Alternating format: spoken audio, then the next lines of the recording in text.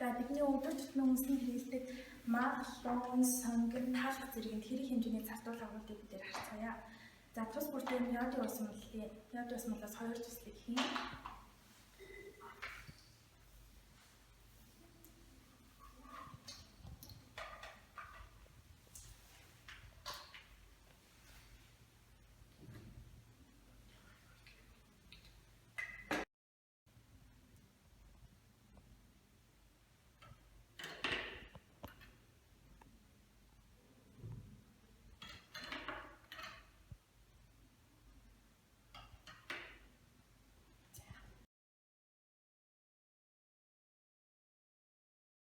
За ургамлын гаралтай бүтээгдэхүүнээр цардууд маш их хэмжээгээр ялгарсан байна.